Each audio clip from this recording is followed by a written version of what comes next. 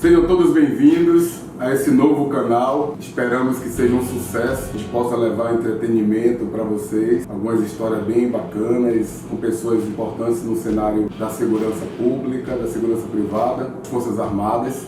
A ideia do canal Tactical Podcast é trazer história ligada à questão tática, operacional, desses guerreiros e guerreiras que nos protegem, nos defendem de todas as formas aí no nosso dia a dia. A gente está dormindo, está se divertindo e eles estão operando, correndo risco por nós, né? Toda a nossa gratidão, nosso agradecimento a todos esses profissionais. Hoje não poderia ser diferente, nós vamos começar com o Major Valdino, Major da PM, que hoje está como chefe, né, da Rondesp Atlântico, que vai falar um pouco da história dele, que também é atirador, um dos melhores atiradores que nós temos no Brasil, é um instrutor de tiro maravilhoso e um ser humano incrível, né, policial dedicado, com uma história linda na Polícia Militar, e aceitou esse convite para nosso agradecimento, nossa felicidade de participar aqui do primeiro evento do nosso podcast. Seja bem-vindo, Major. Obrigado, boa noite a todos. Fique à vontade, a gente quer saber um pouco aí de sua história na polícia, no tiro.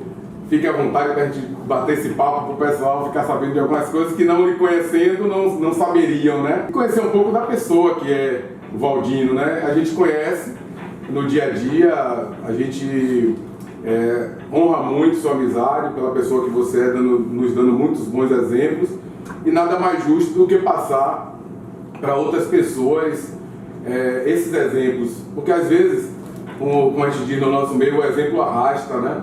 Então, pessoas ouvirem histórias interessantes de pessoas que têm algo para somar, muitas vezes uma história dessa muda a vida da pessoa, seja no tocante ao lado pessoal, como também a questão profissional. De repente é um policial, é alguém que quer entrar na polícia ou nas Forças Armadas e vendo uma bonita história como a sua, se motiva não só na polícia como na questão do tiro esportivo. Então fique à vontade e conte o que o senhor quiser contar pra gente aí, que vai ser muito bem-vindo.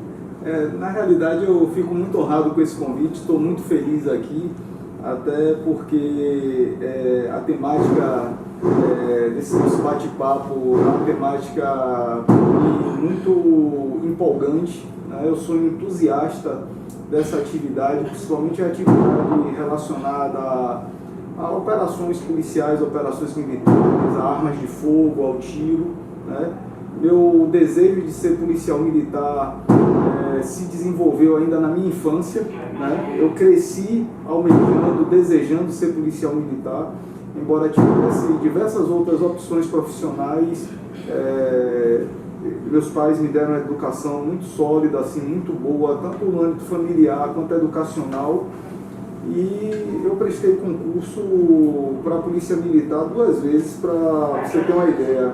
Eu, quando ainda estava no 2º ano do ensino médio, eu fiz o concurso da PM para testar meus conhecimentos, fui aprovado. Sim. Não pude me matricular, não havia concluído o ensino médio ainda, né? Na época ainda se chamava 2º grau, e no ano subsequente fui novamente prestar o concurso, já um pouco mais apreensivo, porque eu já havia passado uma vez, e aí o medo da reprovação, né, me tocou um pouco, mas também consegui a aprovação de primeira, e assim foi uma das maiores felicidades da minha vida, quando eu efetivamente pude ingressar na Academia de Polícia Militar, né, onde eu fui matriculado no curso de formação de oficiais. À época eram 4 anos de formação, e nesse meio de caminho, né, agregado à vontade de ser policial militar, eu gostava muito de armas de fogo, né? Eu vislumbrava muito, né, o contato com armas de fogo. Eu me recordo que meu pai me presenteou com a carabina de ar comprimido, tinha 14, 15 anos de idade. Eu comecei a atirar com ar comprimido, fui aperfeiçoando, participei de algumas provas de ar comprimido. E à época, você deve se recordar, existiam 2 publicações, não havia internet, mas tinham 2 publicações. É até chato a gente dizer que não havia internet, né? A gente começa Eu não alcancei essa época, não. A gente começa a puxar os cabelos brancos e a ausência de cabelo, né? Mas tinha 2 publicações que talvez você se recorde, ou algum telespectador se recorde, que era aquela publicação, uma coleção chamada Armas de Fogo, né? Que era a tradução de uma publicação europeia, e a revista Magnum. Né? A revista Magnum acompanhou o universo do tiro durante algum tempo. Sim. E eu lia todos os artigos, né, da primeira à última página da revista Magnum. Eu procurava buscar, só que eu tinha um desejo de ter esse contato. Sim. E eu via no serviço militar uma perspectiva como essa. É claro que quando a gente começa a formação, né, dentro da academia, existem diversas outras matérias, diversas outras atividades, não apenas o tiro, a parte operacional faz parte da formação de um oficial da PM, né? São diversas matérias técnico-profissionais, matérias gerais, né? Matérias humanas, de administração, enfim.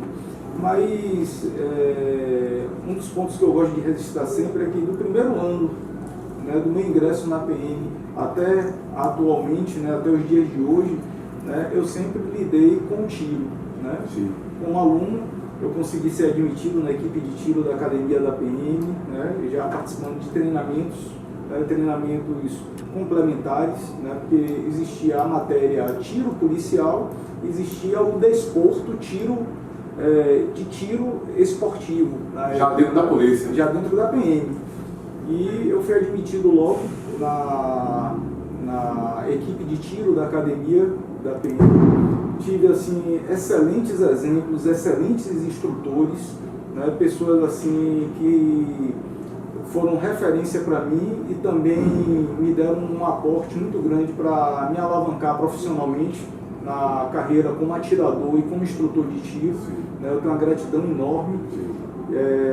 Vou citar alguns aqui exemplificativamente para não ser, por exemplo, ingrato com os outros, mas tem pessoas assim que eu não posso deixar de citar, como o Tenente Coronel Lemos, da reserva, hoje da PM, Tenente Coronel Medeiros, da reserva da PM, Tenente Coronel César Castro, que está na ativa da PM, hoje é um técnico que eu tenho, né, e outras pessoas que colaboraram muito, né, com minha formação. A partir daí, né, eu me formei na academia, ingressei efetivamente no oficialato e passei a trabalhar em diversas unidades operacionais. Então, do tempo total que eu tenho de serviço já como oficial, cerca de 90% do período foi em atividade operacional. Né? Sim. E desses 90% de atividade operacional, 75% em unidades especializadas da corporação. Exemplo de batalhão de polícia de choque, Operação Apolo, Rondesp, né? Hoje eu sou comandante da Rondesp, mas anteriormente eu já tive uma passagem como subcomandante. Enfim, diversas atividades especializadas, né? Que hoje, na linguagem atual, seria o mundo tático. Né? Eu tive contato com isso e a grande questão assim que eu deixo aqui registrada é a oportunidade de realizar diversos treinamentos, interação com outras forças, né? Principalmente nesse campo do armamento e tiro. O tiro abriu muitas portas, né, para poder completar minha vida profissional. Sim. Seja pela qualidade técnica que eu passei a adquirir, observar, ter um intercâmbio, né, nas viagens de competição com diversos atiradores, né, aqui no âmbito nacional, no âmbito internacional, quanto também a possibilidade de fazer a aplicação do que eu aprendia no ambiente do tiro na prática de rua. Sim. Então, assim, eu posso dizer que meu treinamento, né, meu desempenho como atirador esportivo, e aí só abrindo um parênteses, eu sou atirador do segmento do tiro prático, né, que é um tiro que nasceu lá nos Estados Unidos, né, tem um grande baluarte que é o Jeff Cooper, né, ele foi o idealizador, estruturador da IPSC, né, ainda hoje vários ensinamentos que ele trouxe são atuais, né, ele começou a desenvolver o tiro prático, a normatização com a equipe dele, não foi uma pessoa sozinha, mas a equipe dele desenvolveu. Hoje tem pessoas que mudaram nomes de técnicas, né, apelidaram, né, fizeram algumas adaptações e aí se acham inventores. Mas a gente que já tem assim, uma pesquisa mais aprofundada, um contato mais aprofundado, a gente verifica que assim, isso aí veio do tiro prático, isso aí está no livro escrito por Jeff Cooper, por Massad Ayub, né, por outros instrutores assim, que deram assim, um alicerçamento muito forte à inspiração do tiro. E aqui no Brasil, nós tivemos algumas escolas, né, policiais que alavancaram o tiro prático, né? Então a gente tem exemplo assim, da escola de Brasília, né, atiradores de Brasília, policiais militares trouxeram, né, alguns fundamentos de treinamento e no meio da década de 80 eles revolucionaram essa metodologia de aplicação do tiro à atividade operacional, né? E um detalhe interessante é que eu tive a oportunidade no ano de 2014 de fazer uma pesquisa monográfica, né, quando eu fazia o curso de especialização em segurança pública, onde eu buscava entender, né, como era a metodologia de treinamento das diversas polícias do Brasil. Né? E no meu trabalho de pesquisa, nós identificamos algumas metodologias diferentes, né? Então, nós tivemos muita metodologia advinda do tiro esportivo, principalmente do tiro prático, né? Metodologias fundamentadas na instrução básica das Forças Armadas, né? Que é uma instrução inicial muito técnica, mais voltada para o armamento do que o tiro propriamente dito, tem sua importância, tem seu local de destaque, mas às vezes no cotidiano urbano do dia a dia não completa perfeitamente as necessidades de atuação. Nós temos alguns métodos adaptados, mesclados, e nós temos métodos soltos, com técnicas soltas, ou aplicações internacionais, né? Então, às vezes, alguns instrutores foram tomar cursos em escolas em outros países, escola tanto no âmbito norte-americano, que é mais frequente, é mais volumoso, como no âmbito europeu ou no âmbito de Israel, como o senhor mesmo tem esse contato mais a miúde, e trazer essas técnicas aqui para o Brasil. Só que às vezes acontecia uma certa distopia, uma distorção na aplicação desse conhecimento em razão de algumas nuances, porque quando a gente trabalha na prática, uma coisa é o Valdino atirador, outra coisa é o Valdino policial militar. Então, o Valdino atirador, eu estou almejando o pódio, ganhar uma medalha, né, ter um alto rendimento. Outra coisa é eu ensinando um policial militar, um policial civil, um guarda municipal, um agente de segurança a atirar. Aí eu tenho que ter uma cautela que eu não posso passar simplesmente a técnica, eu tenho que contextualizar aquela técnica, eu tenho que compatibilizar aquela técnica com a legislação vigente no país. E dentro disso aí, algumas metodologias, algumas técnicas, alguns treinamentos que eram importados, né, eram apreendidos no exterior e trazidos para a realidade brasileira, não tinham filtro. Então, causava uma incompatibilidade, principalmente no aspecto jurídico da aplicação, principalmente quando a gente trabalha com um manancial de recursos que pode ter um êxito letal, né, se não for aplicado com proporcionalidade, ou até mesmo a própria razão da aplicação pode resultar numa ocorrência mais crítica.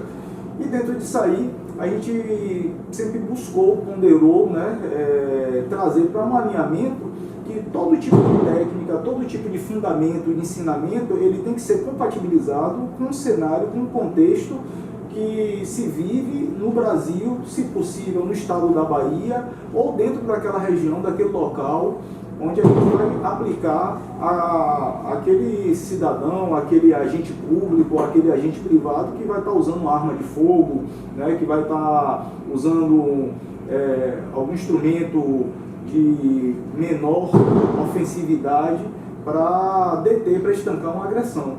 E nós fizemos uma proposta, né, uma proposta que foi bem recebida, bem aceita, uma metodologia de ensino que compatibilizasse uma realidade concreta, né?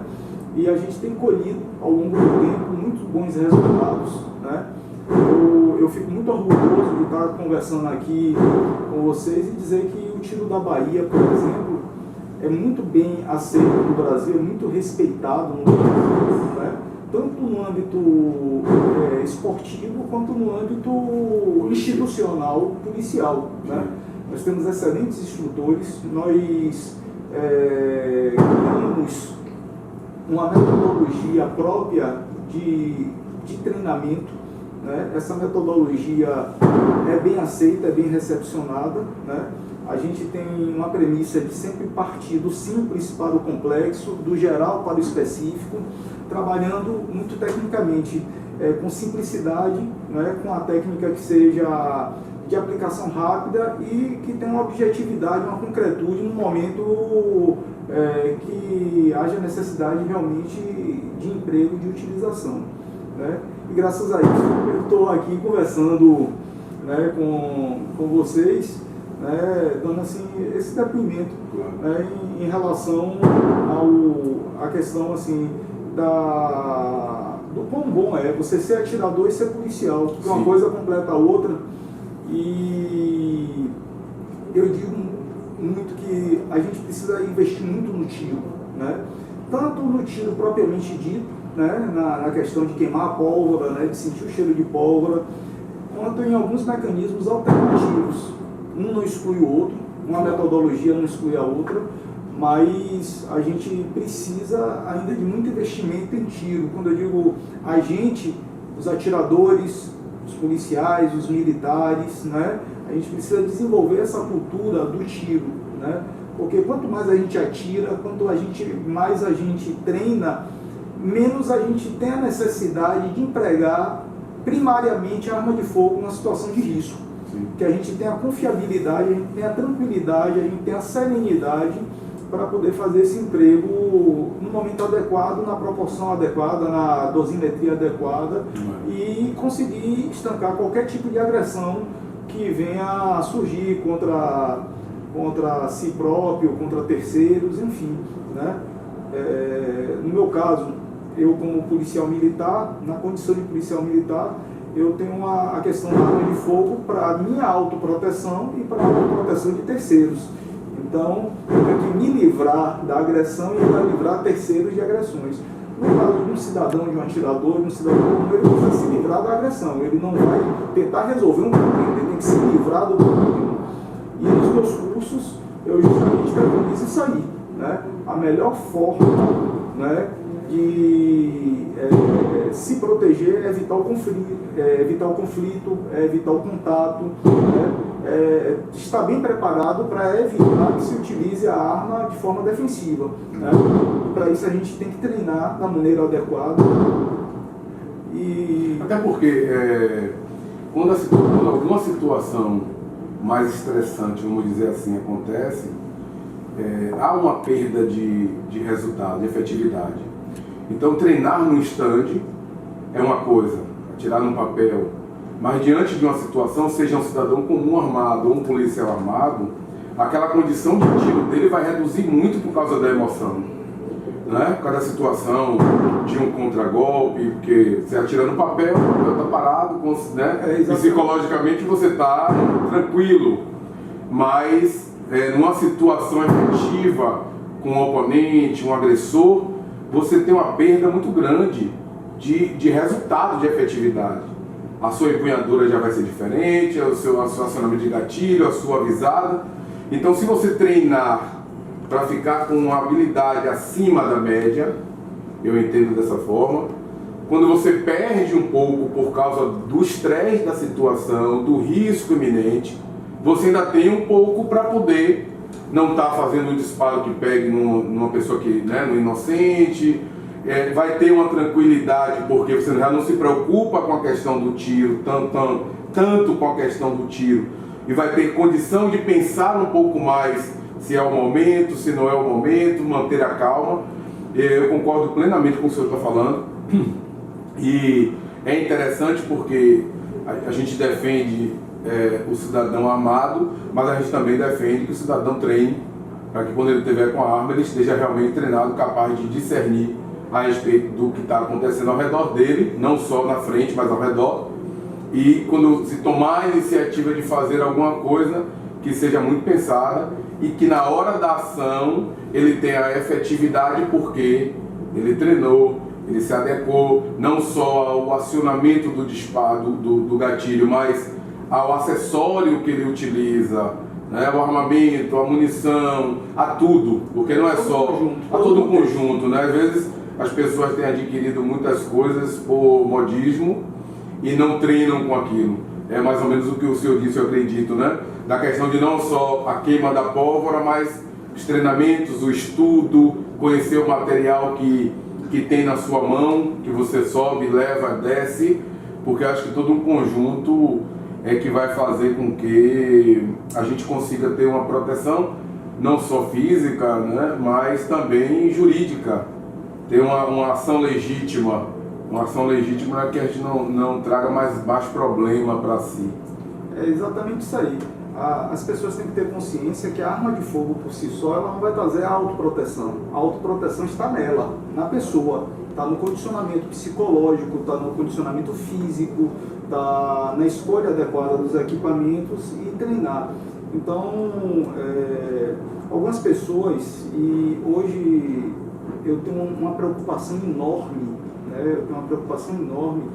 Com, de uma certa forma, eu gosto quando eu vejo mais e mais pessoas aderindo ao esporte do tiro, buscando as academias de tiro, buscando os clubes de tiro, mas eu tenho uma preocupação quando se fala em autoproteção, porque a gente tem uma pseudo-ideia, algumas pessoas ficam vendendo isso aí, né, e a gente bem sabe, a gente luta contra isso, a ideia que se eu pesquisar na internet, se eu assistir um vídeo no YouTube, eu vou começar a me capacitar, né? E às vezes ele chega aqui na academia e diz assim, bora fazer esse beabá aqui, vamos iniciar, mas aí ele não quer andar, ele quer correr, né? Ele já quer disparar assim na velocidade de um trem-bala, e não é por aí, porque a preparação, né, no caso, se falando do tiro, numa situação de autoproteção, é completamente diferente. Nós militares, nós temos um treinamento direcionado que passa por toda uma metodologia, todo um estudo, e a gente aprende, através de diversas dinâmicas, de diversas disciplinas, a raciocinar sob estresse, né? A compressão de tempo, a raciocinar com sono, a raciocinar cansado. Então, tudo isso substitui o momento do estresse de uma agressão. E pelo volume, né, de ocorrências, né, no meu caso em particular, pelo volume de ocorrências, pela natureza das missões que já são desenvolvidas, a gente começa a ter uma naturalidade, né, não que não exista medo, o medo é até, em determinada dosagem, importante, né, para poder aguçar a prudência, né, aguçar a serenidade, mas mesmo sob pressão, sob estresse, a gente consegue desenvolver ações planejadas, ações bem pontuais, né, que vão resultar em êxito. A pessoa que não tem essa preparação, né, o fato dela estar armada e treinar periodicamente ou esporadicamente, né, em períodos de tempo muito largos, né, lapsos temporais muito espaços, ela pode se colocar em risco, né? Então ela tem que fazer uma preparação, só que um curso de iniciação ao tiro não deixa a pessoa apta a se autoproteger. Sim. É necessário que ela tenha constância no treinamento, ela tem que ir em uma variação do treinamento. Só que ela tem que ter essa variação, essa constância com pessoas capacitadas, com pessoas que tenham condições de transmitir experiência. Sim. Né? E às vezes a gente começa a ver maluquice, tem pessoas hoje que se enfeitam, eu às vezes fico me perguntando, eu estou indo para o carnaval, eu estou indo para o desfile de moda, né? Agora parece que tem uma moda aí em torno de algumas pessoas que se caracteriza e diz assim, e eu vou analisar o tiro dessas pessoas, porque o instrutor ele tem aquele olhar clínico, né? E aí às vezes a pessoa faz um vídeo plasticamente muito bacana, só que pela empunhadura que o próprio instrutor, que se diz instrutor, está fazendo, ou o tiro que ele realiza ali, a gente vê que ele errou o alvo, ele não tem uma precisão. Às vezes tem gente que atira muito rápido, mas coloca efeito ali na imagem, e na prática ele não vai conseguir fazer isso. Se for uma situação de autoproteção, ele não vai conseguir fazer isso. Até porque, para uma reação ser exitosa, existe a necessidade de uma percepção antecipada do perigo, existe a necessidade de estancar essa agressão, quando no máximo até a ameaça, né? Porque se a agressão se iniciar, aí seria o exemplo do bandido, do agressor já está com a arma apontada na cabeça da vítima. Numa situação dessa, exige um treinamento que uma pessoa comum ela não vai ter a capacidade de lograr êxito. Então, nessa hipótese, talvez seja o caso daquela submissão programada ali, entregar os pertences, não reagir naquele momento, que às vezes não fazer nada, não sacar a arma, não buscar o armário para abrir o armário, também é uma reação. Sim. Né? Às vezes não tem uma reação ativa, é uma reação passiva. Sim. Mas, em alguns casos, dá para se fazer alguma coisa. Existe um espaço de tempo, existe não só a janela de oportunidade, como um portão de oportunidade. Algumas pessoas jogam fora esse portão, ou por medo, ou por falta. O medo é ocasionado, o gerenciamento do medo é ocasionado justamente pela ausência de treinamento. Né? Então, isso aí é um fator que a gente pondera muito, né? Eu trago isso para meus alunos, eu sempre que possível converso com os atiradores, né? O perfil esportivo, muita gente execra, repudia o treinamento esportivo como complementação à atividade de autoproteção. Eu já estimulo, eu sou de uma linhagem que quanto mais a gente treina, né, para subir no pódio, para buscar uma medalha, a gente se aperfeiçoa tecnicamente para uma situação concreta. E eu digo isso assim com os pés no chão, com muita propriedade, porque toda a minha base, né, que me ajudou a estar aqui agora conversando, foi a partir do tiro esportivo, principalmente pela prática do IPSC. Né? Então, o IPSC, ele me deu uma base muito sólida assim, para trabalhar operacionalmente, para estar aqui conversando. Me possibilitou assim, um contato muito a miúde com armas de fogo, principalmente, hoje eu me considero um especialista em tiro com armas curtas. Eu aposto muito no tiro com armas curtas, eu estimulo muitos policiais a treinarem com armas curtas. Não que eu despreze completamente as armas longas, ela tem o seu papel, principalmente no cenário urbano, principalmente no contexto atual de violência, mas como eu também tenho uma preocupação com o pós-serviço dos meus policiais, dos meus alunos, o deslocamento para casa, eu gosto de treiná-los bastante no manuseio, no tiro com armas curtas, porque a gente não acaba o serviço, eu digo isso sempre lá no meu quartel, e vai com o fuzil para casa. Seria muito bacana se a gente pudesse ir com o fuzil para casa. Agora já pensou, o policial largou o serviço, está paisando e não está em Israel. Que é comum, você vai para a fila do McDonald's e está lá, para a praia. Na praia eu vi a menina estavam em Tel Aviv, com fuzil em bandoleira. Não, de biquíni, a saída de praia no chão, do lado um M4. Exatamente, o M4. Então, assim, é muito interessante, é uma coisa cultural e as pessoas admitem. Agora, imagine eu sair daqui, desse bate-papo, a gente ir ali na pizzaria, fuzil em bandoleira, não tem né?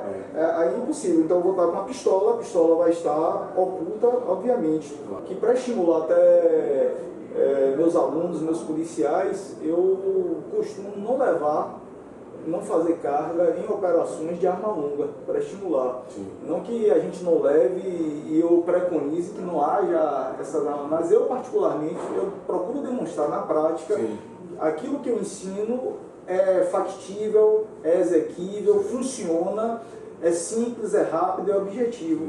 Né? Certa feita, cerca de 6, 7 anos atrás, logo que começou o advento dos grupos criminosos andando em grupo por algumas localidades mais conflagradas, mais periféricas, né, que o pessoal bota o apelido de bonde, né? Eu estava numa ação despadronizada, com a guarnição comigo e mais 2 policiais, e nós estávamos seguindo o GPS de um carro que havia sido roubado, né, o rastreador de um carro, e a gente passou por uma determinada localidade de Salvador, que é bastante conflagrada, tem uma área de mata muito densa, e nós passamos do final de linha desse bairro, né, da última parada de ônibus, e na distração, né, aquela atenção que a gente está atento a vielas, a becos, mas concentrado em onde está o de olho no ponto GPS, de GPS, né, o rastreador ali, com a vontade ali de recuperar aquele carro. E de repente de olho na missão. De olho na missão. Aí tinha uma determinada localidade lá, não me recordo se chamavam de Pedreira, enfim, começava a ficar escassa as habitações, né, na região periférica. A gente começou a descer uma ladeira, de repente me saiu um cidadão com uma jaqueta camuflada de dentro do mato, um bonezinho, a cerca de uns 50 metros de distância, aí ficou parado assim na beira da via. Eu disse, estranho aquele sujeito ali passando, saindo. Daqui a pouco, do lado oposto, saiu um pouco mais à frente um outro sujeito com as mesmas características de vestimenta. Eu disse, opa, folga o pé aí, vamos pisando no freio para ver o que é. Aí um terceiro mais à frente. Meu amigo, quando a gente piscou o olho, tinham cerca de 15 indivíduos com arma na mão, né, já começando a vir em direção a gente. E aí a gente teve, aí que foi emprego efetivamente da técnica, né, da técnica apurada, tanto da parte técnica militar, de abordagem, né, de forma de desembarcar da viatura, de busca de abrigo, né, de se proteger do tiro. Eu digo sempre aos meus alunos, a gente não usa a arma primeiro a gente busca se proteger dos tiros, do fogo do oponente. E depois é que a gente efetivamente faz emprego de arma. Mas só para garantir o desembarque dos patrulheiros, eu deixei o meu primeiro carregador antes de desembarcar da viatura. Sim. Eu nunca fiz uma troca, né, que o pessoal hoje chama de troca emergencial, tão rápida numa competição quanto eu fiz nesse dia. Os primeiros 15 cartuchos só foram para garantir o desembarque. E a partir daí o patrulheiro estava com um fuzil, né, o outro motorista estava com uma metralhadora. A gente conseguiu garantir o nosso desembarque, ser alvejado, os elementos se dispersaram. E aí a gente teve que estabelecer o que a gente chama de ponto forte, né? Então assim, é interessante que cada dia que passa, embora as pessoas entendam que não existe assim uma proximidade da linguagem militar com a linguagem policial, mas existe muito, né, de conhecimento militar aplicado na atividade policial e vice-versa. E isso aí hoje já está se alastrando para o mundo civil. Né? Então a gente teve que estabelecer um ponto forte, aí que a gente foi fazer a parte de comunicação, pedir apoio, né?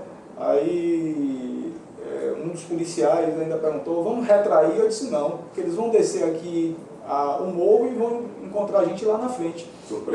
Surpreender. A primeira guarnição que chegou para nos apoiar teve um contato com eles lá que realmente estavam esperando. Né?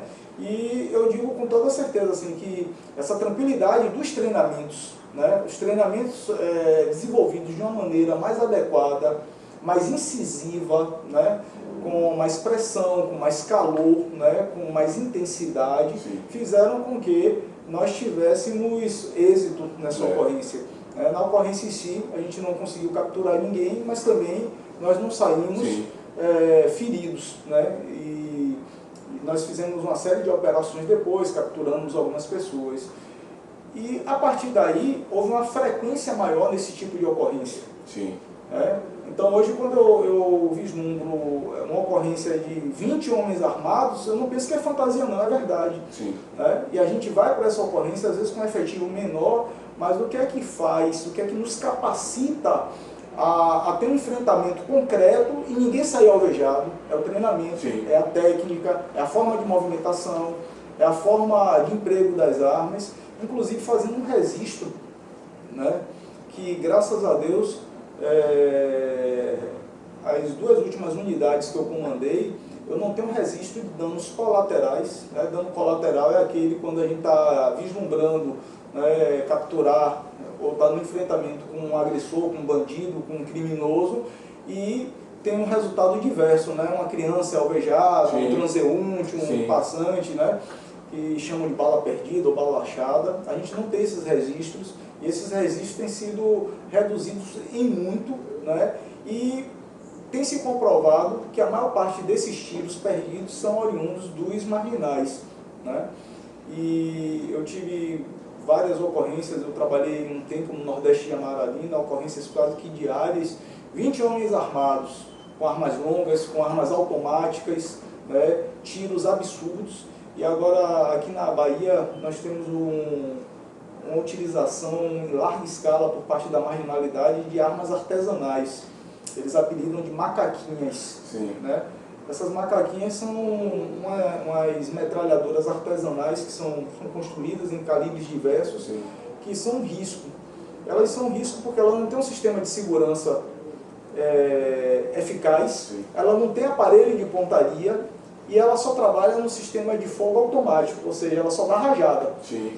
E essa rajada é incontrolável. Né? Um risco para todos, não só para policiais, como para a população que está ali presente. Para a população que está ali presente, são frequentes os casos que os próprios marginais se atiram entre si por conta do descontrole na hora dos tiros. Né? Às vezes eles tentam empunhar com uma mão só, enfim, eles dão uma loucura total. E dentro disso aí a gente precisa ter uma cautela nesse tipo de enfrentamento, porque em algumas comunidades a população já se acostumou com aquele cenário de violência. Então está havendo uma abordagem policial, um patrulhamento, né, um contato com marginais, a população ela sente uma naturalidade naquilo. Ela não busca se proteger. Dependendo do lugar já está acostumada. Já está acostumada, aí passa na frente, né, da patrulha, às vezes é obrigada, é coagida a criar uma distração para poder retardar o avanço das guarnições da polícia. E a gente tem muita cautela com relação a isso. E nós costumamos dizer, nós temos uma premissa que o tiro do policial, ele tem que ser um tiro preciso e consciente. Sim. Né? Então eu tenho que saber quando eu vou atirar, eu tenho que saber no que eu vou atirar, o que está por trás, é até uma regra de segurança básica isso para nós que damos aula de tiro, mas concretamente a aplicação prática é real. A gente se preocupa, né, às vezes numa reação, numa troca de tiros, a gente se abriga, às vezes a gente fica tomando tiro, aguardando o momento favorável para reagir. Por quê? Porque tem criança saindo do colégio, tem gente passando na rua. Sim. E nós temos uma preocupação que o marginal não tem. Essa preocupação o marginal não tem, ele não tem preocupação. Atinge o que atingir, ele vai dar o tiro dele. E a gente se preocupa com isso e o treinamento, né, o treinamento adequado faz com que na hora da ação concreta a gente tenha um êxito. E algumas pessoas até perguntam, por que numa ação que um bandido veio a óbito, nenhum policial saiu baleado, saiu atingido? Aí, primeiro ponto, eu não estou aqui, né, para ser atingido. Claro. Né? Eu não causei o risco. Segundo ponto é que a gente tem técnica. A gente trabalha dentro de uma técnica, a gente desenvolve várias simulações, né? O nome chique agora das simulações é o exercício de Force on Force, né? Que o pessoal diz, o que é o exercício de Force on Force? Nos treinamentos ali colocam os nomes em inglês, é justamente uma simulação, né? Que a gente faz simulação com paintball, com airsoft, né? Depois a gente faz o contato com algumas pistas com munição real e a partir daí a gente já tem um conforto para atuar concretamente. Né? E aí eu volto para o IPSC novamente. O que é o IPSC? O IPSC ele nasceu, né, de uma necessidade da modificação do tiro de linha, né, do tiro para grandes frações de tropa, do tiro de precisão, exclusivamente de precisão, para uma necessidade que foi analisada de relatórios militares e policiais, onde a gente tem a premissa da precisão, da potência e da velocidade, ou seja, tem um calibre adequado para a defesa, o tiro preciso com a velocidade possível naquele momento. Não adianta eu ser 100% preciso e demorar 1 hora para fazer um único tiro. Sim. O marginal, o agressor, ele não vai ser também. Eu vejo também que existe uma movimentação, alguns cenários diferentes, né? Exatamente. Por quê? Porque a partir dessa necessidade começou a se criar simulações de situações que poderiam ocorrer na vida real, se trazer para o campo do treinamento e posteriormente para o campo esportivo. Porque o esporte, porque eu tenho que mensurar qual é o meu grau de adestramento, qual é o meu grau de possibilidades, né? Eu tenho que me comparar com outro atirador para eu saber se realmente eu estou bom ou não. Sim. Então, essa competitividade, ela vai lhe trazer a vontade de sempre crescer, de sempre melhorar, de ser mais rápido, mais preciso. Então, quando a gente fala pontos por tempo, eu tenho que ter o máximo de pontos no mínimo de tempo. Sim. Então, eu vou ter que ter um treinamento voltado para adquirir isso aí. Sim. Aí, como o treinamento começou a ficar otimizado, os cenários começaram a ser adaptados, os atiradores de PSC começaram a sofrer uma série de ataques. Então, até a tentativa de incluir PSC nas Olimpíadas, ela foi refutada, tiveram alguns óbices, só que a IPSC teve que modificar o formato dos alvos. Agora, o formato original está sendo resgatado por uma nova modalidade chamada IDSC e por algumas federações, né, a exemplo da USPAS, que é a Confederação Norte-Americana, já retomou o formato antigo dos alvos, com algumas medidas adaptadas, e dentro desse cenário eu posso criar situações hipotéticas. Então, a posição de saída pode ser eu segurando o pneu de um veículo, colocar um próprio veículo no cenário e dizer... agora, semana passada, na primeira etapa do Campeonato Baiano, tinha um veículo numa das pistas. Eu vi a prova, eu vi um vídeo. E aí a gente desembarcava do veículo e pegava a arma na mala do carro.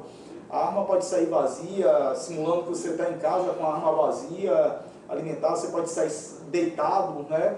Aí se coloca uma improvisação de cama, né? Um madeirite, alguma coisa, o atirador fica deitado e aí vai ter que alcançar a arma. E tem as formas de deslocamento, e aí que está o grande diferencial. Eu vejo alguns vídeos aí de alguns instrutores inexperientes, e aí eu peço toda a licença para falar isso, porque são inexperientes mesmo, e aí querem colocar movimentação sem saber como se coloca a movimentação. Porque quando a gente faz os deslocamentos, existe, por exemplo, técnicas de transição alvo para alvo em relação ao atirador. O atirador pode estar parado e ele fazer transição alvo-alvo, como pode ter transição posto-posto. Eu tenho que deslocar de um posto para outro. Então eu tenho técnica para sair de um posto de tiro, alcançar outro posto de tiro e vice-versa. Com velocidade e sem tropeçar para cair, sem né? tropeçar, eu tenho que saber chegar equilibrado. Então, equilíbrio, existem exercícios de equilíbrio. Eu tenho um exercício de equilíbrio que eu gosto muito de praticar, que é atirar só com os pés de apoio no chão. E, por favor, quem estiver assistindo, não faça isso sem orientação, mas às vezes a gente treina por quê? Porque tem alguns ângulos de tomada para alcançar alguns alvos que a gente realmente fica de um pé só para atirar. Sim. A gente tem que se equilibrar, né? E dentro disso tudo, com muita segurança. Claro. Né? Então a gente não tem registros de acidentes nas provas, porque as regras de segurança elas são muito rígidas. Então, segurança em relação ao para-balas, aos ângulos, a própria montagem dos cenários, das pistas, ela é feita por pessoas que tomam um curso para desenhar e montar as pistas. Então, se eu vejo, por exemplo, que a altura do para-balas, né, geralmente as pistas, hoje a gente tem montagem de provas em stand fechado, mas a maior parte dos stands são abertos, né, ao ar livre, ao céu aberto. Então, tem alguns para-balas, alguns trechos que às vezes a berma, né, o morrinho, o para-balas, ele é um pouco baixo. Então, quando a gente vai montar a pista, a gente bota o alvo mais baixo. A gente bota o alvo em um ângulo que evite a quebra desse ângulo. O que é quebrar o ângulo no IPSC? É a gente não voltar o cano da arma para a plateia, para o árbitro, para o próprio atirador. Então a gente já tem uma metodologia de criação. Isso eu trago para meus treinamentos policiais. Claro. Né? E aí eu começo a desenvolver isso, né? O policial está embarcado, ele é motorista. Então tem um erro clássico, que a pessoa quando está dirigindo o veículo, e eu já vi isso até em cursos acontecendo, volto a dizer, vi em cursos como assistindo no YouTube, porque às vezes a gente é obrigado a assistir algumas excrescências até para esclarecer os nossos alunos. Você dá como exemplo. Então, o camarada está no volante e faz isso aqui com o cano da arma, que a gente chama de sweeping no IPSC, né? Sweeping ou varredura. Ele faz isso aqui é terrível. Tanto no esporte, ele é desclassificado, mas na vida real ele pode se atirar numa situação de defesa, a adrenalina está alta, né? Ele está numa situação de perigo. Então, o marginal até pouco esforço, porque o marginal economiza a munição dele, porque a própria vítima se atirou. Né? Às vezes a pessoa vai sacar a arma de uma forma inadequada, e saque de arma, existe uma metodologia de treinamento para se aprender a sacar a arma, né? Para se ter fluidez no saque da arma, e as pessoas não sabem ensinar. As pessoas falam, o saque da arma, o saque velado, o saque disso, o saque daquilo, mas se ensinar a metodologia do saque da arma tem que ter detalhe, tem que ter correção, não é uma coisa plástica, não é uma coisa assim que fica bonita. Se a gente estiver filmando o exercício educativo para o saque, não é uma coisa bonita, não é uma coisa espetacular, é uma coisa técnica, é uma coisa simples, mas que precisa técnica. A mesma coisa. Para alcançar um objetivo com segurança. Com otimização, né? Com otimização, com economia de movimento. Quanto mais economia de movimento a gente tiver, melhor. Muitos instrutores passam de maneira acertada que em situação de defesa pessoal a gente tem que estar sempre com os dois olhos abertos. Então a gente empunha a arma com os dois olhos abertos, né? Para poder não perder a lateralidade da visão, para ter a consciência de 360 graus. Os israelenses falam muito isso, o 360. O que é o 360? É a gente ter uma consciência espacial e de situação, por isso que falam muito hoje de consciência situacional, que é o que está acontecendo ao nosso redor, a nossa retaguarda, né? Retaguarda, ele vai eminentemente militar, né? Atrás da gente, na lateral. Tentar perceber tudo, né? Tem que perceber tudo, tem que detectar tudo. Só que eu tenho que estar com os dois olhos abertos, mas eu tenho que aprender a atirar com os dois olhos abertos. Porque o cara diz, não, atira com os dois olhos abertos. Aí a pessoa iniciante está começando no tiro, aí vai tentar enxergar mira aberta, né? Alce-massa, começa a ver a distorção ótica ali na frente dele, o que é que está acontecendo. Então eu tenho que ensinar o exercício educativo adequado para o meu aluno atirar confortavelmente com os dois olhos abertos. Se eu estou com mira aberta, eu tenho que ter foco no aparelho de pontaria, mas agora se eu estou com DOT, né, com a mira optrônica, aí eu já tenho que saber que eu não olho mais para o aparelho de pontaria, eu olho através do dioptro do DOT e enxergo o alvo. O pessoal chama o foco no alvo, né? E aí algumas pessoas falam, não, você pode ter foco no alvo ou foco na massa.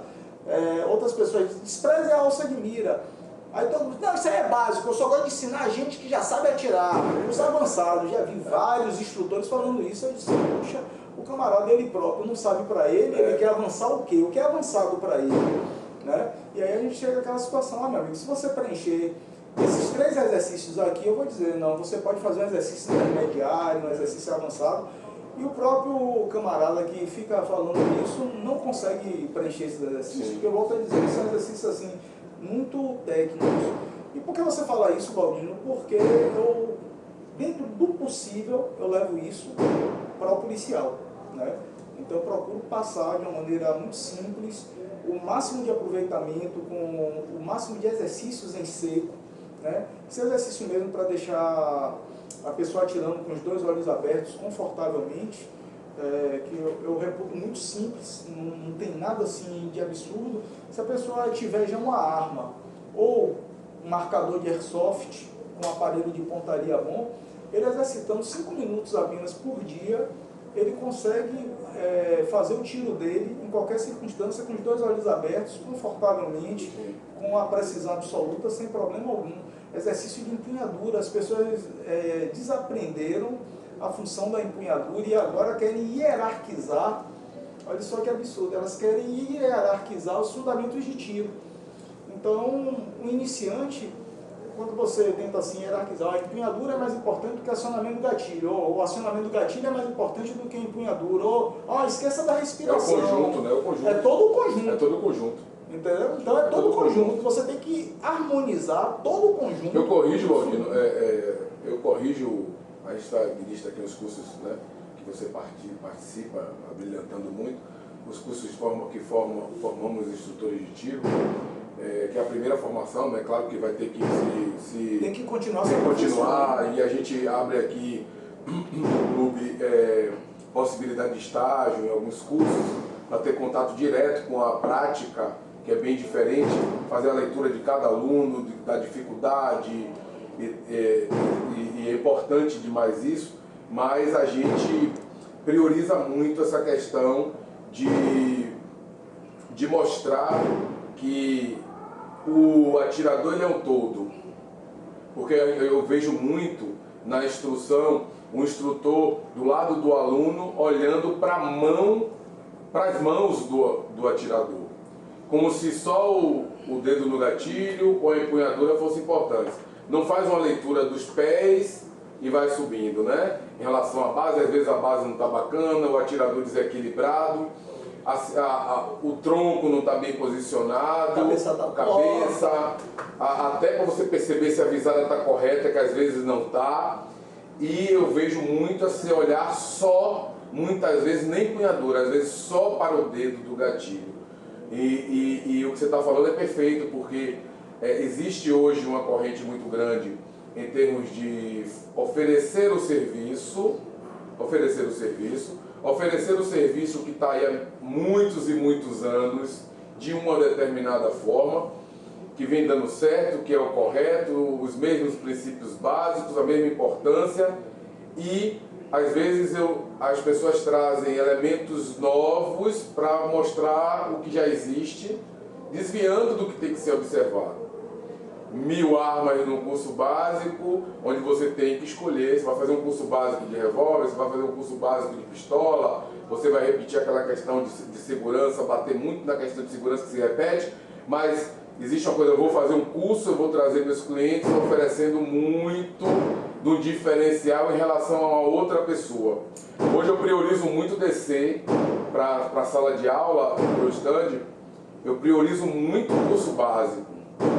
Quando é que vai ter avançado, tirar do carro? É bacana ter o seu momento para aquelas pessoas que estão em condições de participar daquilo. Mas para mim, prioridade é o curso básico, onde você prepara a pessoa para mesmo aquela que não vai comprar uma arma, ela saber a responsabilidade que é o uso de uma arma de fogo, ela saber lidar não só mexendo com a arma, mas diante de uma arma de fogo. Como é que ela vai lidar com isso? Porque a segurança não é só com a arma na mão, mas é diante de uma arma de fogo. Como é que você vai, né? Não é algo tão assustador quanto você já manuseou.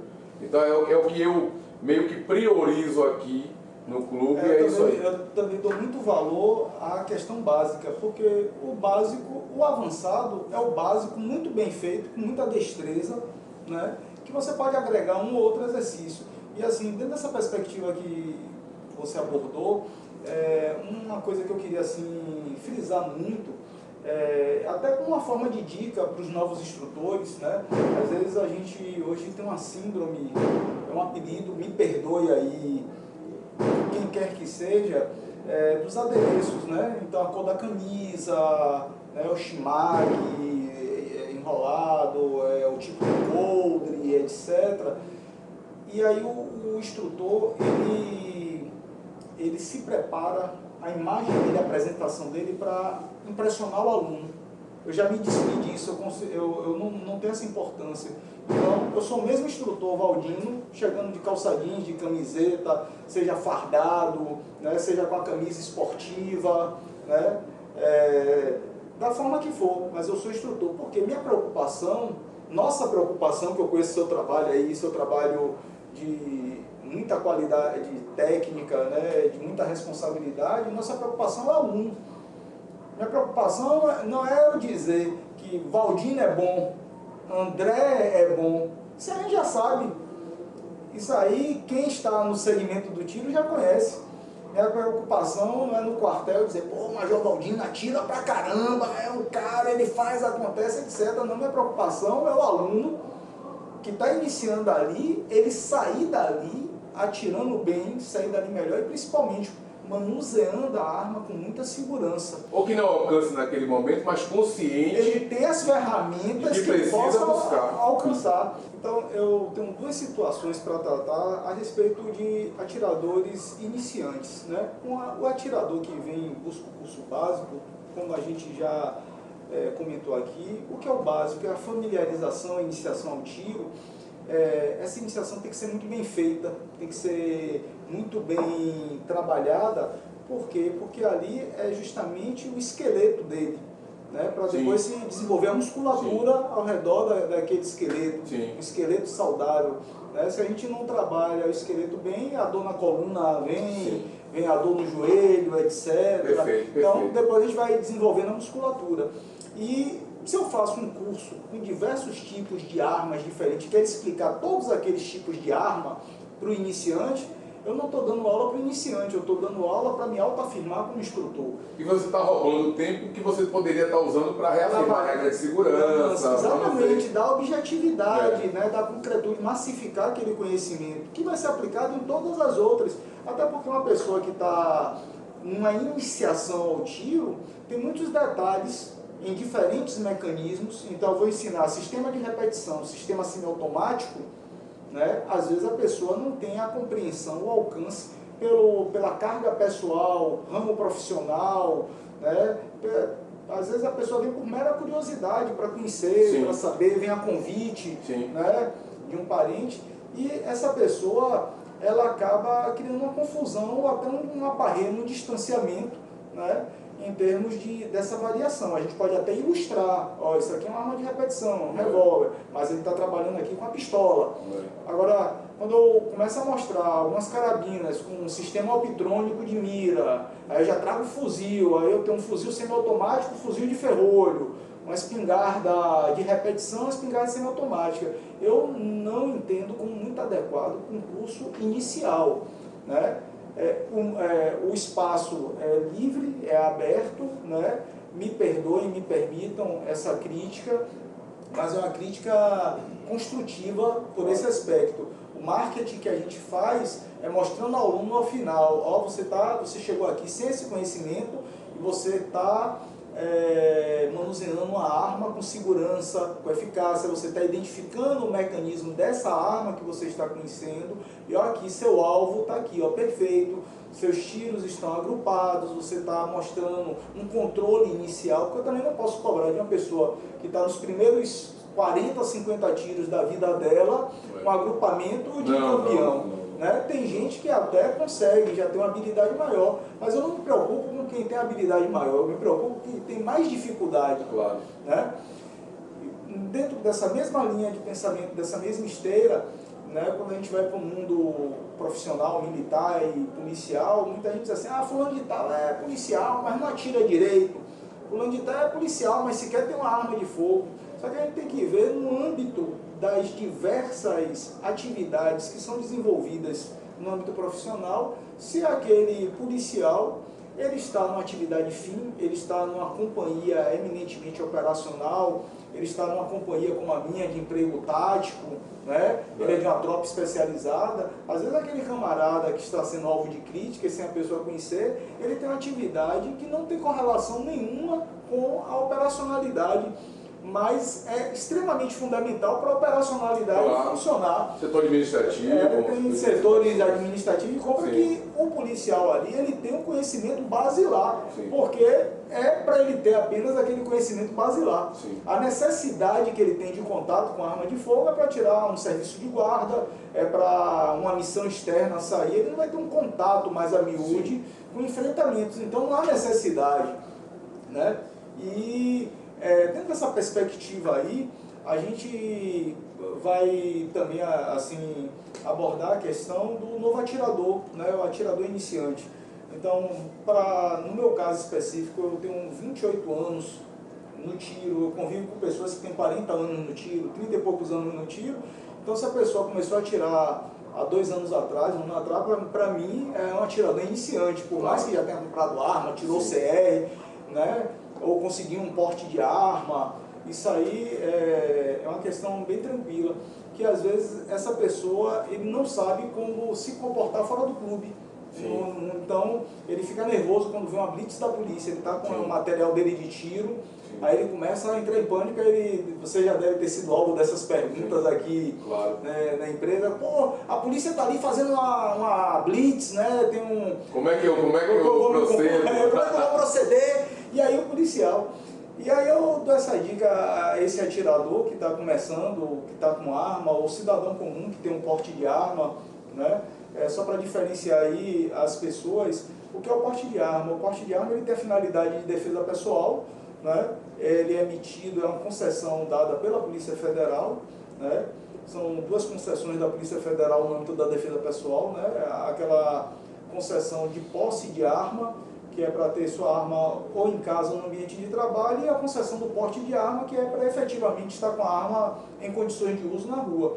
E o atirador esportivo, né, o chamado CAC, ele tem a possibilidade de, no trajeto do local de guarda da arma para o local de treinamento ou competição, estar com uma arma curta em condições de uso, né? Sim, ou seja, em plena condição de uso. Eu sou militar, chama alimentada e carregada, né? Tem alguns instrutores agora que dizem que é para ser carregada e alimentada, né? Mas eu permaneço aqui com minha arma alimentada e carregada, né? Pronta para o tiro, para defender o seu acervo, o seu deslocamento. Sim. Isso aí foi assim, uma concessão muito fantástica que foi feita aos atiradores, porque eu já tive diversas oportunidades, né, de vários amigos, na época de algumas viagens para a competição, marcaram o voo junto comigo, justamente porque eu tinha porte de arma, por prerrogativa de função, e eles estavam com armas caras, com muita munição, etc., não tinha um alfinete, um canivete para poder se defender. A gente desembarcava num estado diferente, numa cidade, e às vezes a gente desembarcava no aeroporto de uma determinada capital e tinha que alugar um carro ou pegar um ônibus para ir até uma cidade do interior onde se desenvolveria a competição, e não tinha essa possibilidade, né? E dentro desse aspecto aí, tanto um como o outro, vendo a polícia, tem a polícia como amigo, né? O policial, nós temos algumas condutas de segurança no momento das abordagens, então tem assim, setores de segurança, quando a gente vê os cones dispostos, os cavaletes, as viaturas anguladas, tudo aquilo ali segue premissas técnicas. Então, nós temos algumas figuras, algumas funções que os policiais desenvolvem durante um ponto de checagem, um ponto de abordagem, que são para garantir a segurança dos próprios policiais e do cidadão ali que está sendo abordado, né? Porque você é uma pessoa de bem, eu não lhe conheço, mas você é uma pessoa de bem. Quem vai chegando e vai ser selecionado para ser abordado na baia ao lado, né? Sim. Pode ser um marginal, então eu tenho que garantir minha segurança, sua segurança e a segurança de quem está ali ao redor.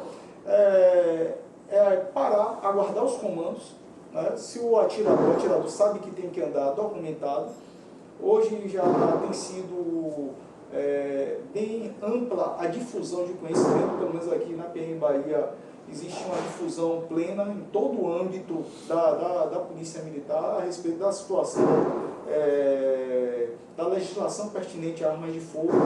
Então o PM, ele sabe diferenciar... O PM sabe que existe o atirador desportivo. O atirador desportivo, ele sabe que existe uma guia de tráfego, ele sabe que existe um CR, ele sabe que o atirador ele vai ter que estar com documento de identificação com foto, ele sabe atualmente que existe um QR Code para autenticar, né, o CR, e o cidadão, mesmo estando todo legalizado, ele tem que obedecer os comandos do policial, né? Então, se ele está com arma de fogo, ele vai descer do carro dele e vai botar as mãos para cima, porque é um procedimento de segurança nosso. Né? Eu sou cidadão de bem, mas eu não sei como é que está seu estado mental, seu estado psicológico, né? Não sei se você ingeriu uma bebida alcoólica. As pessoas, embora saibam que o porte de arma é incompatível com a ingestão de bebida alcoólica, né? Vez por outra a gente vê um ou outro companheiro ingerindo bebida alcoólica. A mesma coisa de beber e dirigir. Se beber, não dirige. Se está portando arma, não pode beber. Né? Então, a arma que está a pronto uso, ela vai ser retirada do atirador, mas não é o atirador que vai entregar a arma, é o policial que vai retirar a arma do atirador. E ele tem que encarar isso normalmente. Após a gente deixar o indivíduo em condição de segurança, ou seja, ele está desarmado, ele já se identificou ali como atirador. A gente sabe que ele está armado, de bom tom, que no momento que o policial convide a desembarcar, ele diga logo: meu amigo, eu sou atirador esportivo. Não diga nem sou CAG, não, eu sou atirador esportivo, estou com a arma aqui carregada na cintura, né? Estou todo documentado. O policial já fica mais tranquilo, porque ele já afirmou que está armado. Estou vindo do stand, estou vindo... De forma nenhuma, Evaldino, me perdoe te interromper, o que eu ouço de você aqui, dos outros policiais que frequentam, mentir nunca, né? Então assim, tem arma no carro? Tem. Exatamente. Mentir nunca porque ele pode sair do carro, pode haver uma busca Vai haver essa aí fica busca. chato, né? Porque mentiu por quê? Se mentiu tem alguma coisa errada, tem alguma coisa ilegal. Eu sempre aconselho quem me pergunta, eu digo, não minta. Não minta e não queira dar aula ao policial. O policial sabe o que está fazendo. Então não quer, não, sou atirador, tem um documento. Não, vai ter um momento de você ser identificação, porque a abordagem ela é seguida da busca e da identificação. Então primeiro a gente se aproxima, aborda, né? Momento, a depender do local, a depender da situação, da quantidade de ocupantes no veículo, vai ter sim uma arma apontada para você, não tem problema, ó. Se render o policial, vai estar lá com a arma, com o dedo fora do gatilho, apontando a arma. Vocês, ó, meu amigo, né, só tô vindo do clube, vim de uma prova, tô indo para uma competição, tá aqui, tem arma, tem munição aqui no carro, mas todo mundo é atirador. Descer a mão na cabeça, a mão na cabeça. A gente faz isso, a gente que é policial, a gente faz isso. Sim. Eu sou parado, enquanto cidadão, sou parado nas abordagens e sigo o comando do policial. Eu sou major, não soldado, diz assim, ó, desliga o motor do veículo, eu desligo. Claro. Naquele momento ali, ele está fazendo... Até ele saber quem é você. Até eu me identificar, claro. porque de boca todo mundo é major. Aí, só que eu estou com a arma na cintura, eu disse, olha, eu estou armado, sou major da polícia, etc. Como eu sou muito conhecido, às vezes sempre tem alguém que me reconhece. Mas isso, eu posso estar no Rio de Janeiro, eu posso estar em São Paulo, em Santa Catarina, em algum outro estado que eu vá competir, eu vou seguir o procedimento. Ele vai fazer a busca, ele vai desarmar o atirador, né, ou a pessoa que tem porte de arma. A seguir, ele vai conferir a documentação, né, e essa pessoa vai ser liberada. Sim. Não há porquê. Agora, às vezes o que algumas pessoas não compreendem é que algumas situações de desconforto são geradas por falta de diálogo. Que diálogo é esse? Eu quero dar uma aula ao policial. Eu fico nervoso porque eu disse que sou atirador e não levantei a mão na cabeça e insisto em não levantar. Aí o tom, o nível de segurança da abordagem vai ter que ser elevado. Sim. Porque eu estou tratando com uma pessoa que está armada. Sim. Né? E eu estou num ponto de fiscalização. Então, essa linha de manter a serenidade, obedecer aos comandos e aguardar a identificação. Claro. Porque, para esse esclarecimento, né, eu acredito que desde que essa portaria Colónia 28 foi posta em prática, a partir do ano de 2017, teve algumas celeumazinhas, né, até a difusão completa de algumas normativas, mas os problemas efetivamente tratados são muito pontuais, são muito pequenos. Sim. Em relação hoje a amplitude das pessoas que estão praticando o tiro esportivo, né? Que portam seus documentos. Agora, tem situações que são assim, muito duvidosas, né? A gente vê a portaria Colónia prevê deslocamento de local de treinamento para o local de guarda da arma. Aí, no meio do local de treinamento, o policial aborda o indivíduo de camiseta, short, etc., cheio de garrafinha de cerveja na mão, com a arma carregada na cintura. Aí, forçosamente, o policial tem que aplicar a lei e pergunta, onde é que é seu local de treino? Você está levando cerveja para o local de treino? Tem que ter uma verossimilhança, né, nesse aspecto aí, porque a autorização, no caso dos atiradores esportivos, é do local de guarda da arma para o local de treinamento. A finalidade da guia de tráfego especial é treinamento ou competição. Não é se fazer disso aí um artifício para o porte de arma, porque o porte de arma é concedido pela Polícia Federal. Então o atirador ele tem que ter essa consciência, né, e mantendo a tranquilidade, estando efetivamente legalizado, ele vai ser liberado, ele vai passar como qualquer outro cidadão. Né? Inclusive, eu afirmo aqui e digo que nós policiais também somos abordados. Nós somos abordados no aeroporto, a gente vai despachar a arma, chegar lá no balcão, né? A gente tem que chegar com a GEDAF para poder apresentar a arma na Polícia Federal, carimbar a GEDAF, voltar no balcão da companhia aérea. Hoje melhorou muito. Antigamente, a gente ia viajar para uma competição, quando chegava no balcão da empresa aérea e dizia, eu tô com arma de fogo para despachar. Os cabelos da menina se arrepiavam todo, aí passava o rádio pro supervisor, tem arma de fogo, arma de fogo, ele tá com arma de fogo. Eu já tive alguma oportunidade no aeroporto da pessoa se afastar. Tinha uma época que a gente podia, quem era militar, podia embarcar armado. Sim. Aí quando logo que a ANAC começou, a ANAC, né? A ANAC começou a fazer essa liberação, toda vez que eu entrava num voo, aí chamava, senhor Valdini está a bordo? Se identifique aí para o comissário de bordo. Aí a comissária, o senhor está armado, né? Aí a pessoa do lado, ele está armado, eu disse, sim, eu estou armado, mas com o passar do tempo, né, isso aí já foi revogado, hoje embarque armado só em situações de serviço, conduzindo presos, etc. Mas ainda assim a tranquilidade, a instrução, a orientação das companhias aéreas já mudou muito. Antigamente tinha companhia aérea que não queria levar munição do atirador. Sim. A gente comprava uma passagem, ficava ali, atirador sofre, já paga munição, insumo caro, munição cara. Aí você pesquisa uma passagemzinha mais barata, quando chega lá, não, tem que despachar munição. A gente não vai levar não. Aqui nesse voo não dá para levar, porque... Quantos cartuchos está levando? Não, estou levando 500 cartuchos. 500 cartuchos! Meu Deus, etc. Isso aí tem melhorado bastante. Até as orientações para a forma de transporte, né? Equipamentos em geral, o tiro assim, evoluiu bastante nesse aspecto, nessa tranquilidade. A Polícia Federal, o Exército também passaram a esclarecer melhor até os órgãos que lidam, a legislação. Era um tema pouco conhecido, né, por todos, hoje está bem difundido. Mas basicamente isso aí, né, que eu tenho a falar. Se tiver alguma outra temática aí, algum assunto para abordar sobre tiro, eu passo aqui 5 horas, 6 horas conversando sobre tiro aí. Conte aí pra gente um caso marcante da sua história aí, policial. Meu amigo, assim, caso marcante, tem alguns casos emblemáticos, né? Tem alguns casos recorrentes. Eu tive os casos que mais marcaram minha trajetória são aqueles casos onde nós precisamos ir resgatar policiais que estão encurralados, né? Começa a desenvolver uma ocorrência em determinado ponto e devido às características atuais da marginalidade, principalmente relacionadas ao narcotráfico, né? Eles acabam por envolver, né, dentro das comunidades, mobilizar, infelizmente, né, um quantitativo maior de criminosos. Então,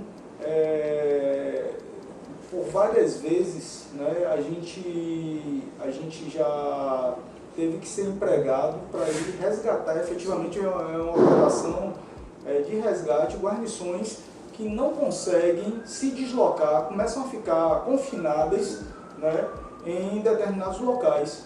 E teve um fato assim muito emblemático comigo, que foi um dia 12 de junho, né, um amigo meu, muito amigo meu, um oficial amigo meu, mandou uma mensagem de áudio para um grupo de serviço dizendo que estava baleado numa determinada comunidade, que não estava conseguindo sair com a guarnição, né, que estava precisando de apoio, estava precisando de mais munição. E aí foi uma mobilização incrível, né, para poder se chegar àquela localidade. Isso aí eu estou falando de nosso estado. E para chegar e fazer e dar esse suporte, né, você vai vencendo algumas etapas. É como se fosse um jogo, mas é um jogo muito técnico, né? Então, dentro dessa escalada, você tem que empregar, por exemplo, meios de baixa letalidade, de menor potencial ofensivo, exemplo de gás lacrimogêneo, né, de agentes químicos, para poder abrir o espaço para que aquela população, ou incitada, né, pelo criminoso, a ir para o meio da rua, obstacularizar, a distrair o avanço das patrulhas, atrapalhar nosso campo de visão, nosso campo de tiro, tirar nossa atenção, quanto também a velocidade que a gente precisa chegar para evitar que o policial seja baleado, garantir um socorro adequado, minimizar o máximo de risco, né? E foi uma data marcante, uma noite marcante, onde vários policiais que estavam contando em largar serviço 19 horas para pegar suas respectivas companheiras, esposas, namoradas, passaram boa parte do tempo nessa operação, que foi uma operação assim com êxito. A gente prestou socorro ao companheiro que estava já alvejado. Graças a Deus não foi assim um ferimento de maior gravidade, mas a gente fez o socorro, a gente conseguiu capturar os marginais, só que foi um enfrentamento muito sério, né? Então, às vezes, alguns cenários estão muito mais próximos da gente do que a gente imagina. E o que me deixa assim mais abalado é que as pessoas começam a encarar isso com naturalidade e algumas pessoas formadoras de opinião querem fechar os olhos a isso, né? Então, quando tem alguma notícia, eu vou trocar o canal da TV, isso aí é violência, não sei o quê, e quando pensa que não, a violência chega na porta dela, acaba acontecendo. Um outro caso assim muito triste que aconteceu comigo, eu tive o desprazer de perder um oficial em combate, né, sob meu comando, assim, servindo na minha unidade, e eu tenho o desprazer de conversar 15 minutos antes com ele, né, passando algumas orientações, algumas ordens de serviço, e 15 minutos após ele estava sendo socorrido, infelizmente sem êxito, né, por força de enfrentamento. E a gente vê que não era uma condição de polícia atuando contra um criminoso, era como se fosse uma tropa contra tropa, que eram cerca de 30 bandidos, com armas semiautomáticas, automáticas, enfrentando um efetivo. Então, assim, eu volto a dizer, o treinamento, né, a qualidade do treinamento, a intensidade do treinamento faz um diferencial. Às vezes esse treinamento ele é invisível à parte da sociedade, né, porque boa parte das pessoas só consegue enxergar quando ocorre alguma falha no nosso treinamento, mas pelo volume de ocorrências que a gente atende, o nosso treinamento é bem adequado, dá muito resultado, né? Dá muito resultado mesmo. E é uma coisa assim, contínua, não é uma coisa, eu treinei hoje, vou treinar daqui a um ano, não, é uma coisa sempre contínua, do simples estudo de caso num briefing simples, né, numa reuniãozinha simples antes de sair, a gente sempre tem uma reunião, tem algum detalhe, analisa alguma coisa, comenta alguma situação, até a própria prática técnica, né? Com as simulações, com alguns exercícios técnicos, né? Como embarcar da viatura, como desembarcar da viatura, como se deslocar, a forma como vai se deslocar no trânsito, a forma como vai conduzir o armamento, a forma como o equipamento é distribuído no corpo, a gente chama de aprestamento. Isso aí é tudo batido, né? É tudo revisto e a gente põe em prática isso aí todo dia, né? Então eu me sinto até muito confortável quando eu recebo algum aluno num curso básico para falar sobre defesa pessoal, sobre autoproteção, que é uma coisa que eu vivo muito. Né? Eu gostaria de agradecer a oportunidade desse bate-papo, foi um bate-papo de muito aprendizado, enriquecedor, né? Essa oportunidade, reafirmar minha parceria com o André, com a Spartan, uma academia muito acolhedora, né? Aos espectadores que puderem me seguir, né, e ver um pouco do meu trabalho no Instagram, é o @LordCareca, Lorde com D mudo, Careca com K. Isso aí, num próximo encontro eu explico o porquê dessa marca, é uma marca esportiva, né? Vai encontrar lá e estou à disposição para treinamento, para esclarecimentos, para dúvidas. E muito sucesso a todos. Agradecer aí mais uma vez, né? A primeira vez que a gente te convida para alguma coisa, cursos, né? Oficinas, e você sempre disponível. Agradecer pela contribuição, não só como profissional, né? Porque todos nós temos alguma profissão, mas na rua nós somos cidadãos e estamos entregues à proteção da polícia e bem protegidos, que eu sei disso, eu convivo e eu sei como é.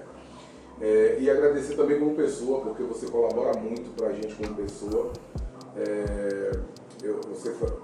A gente acaba frequentando os mesmos lugares e eu vejo como é a sua postura como pessoa, muito simples, muito humilde, muito acessível.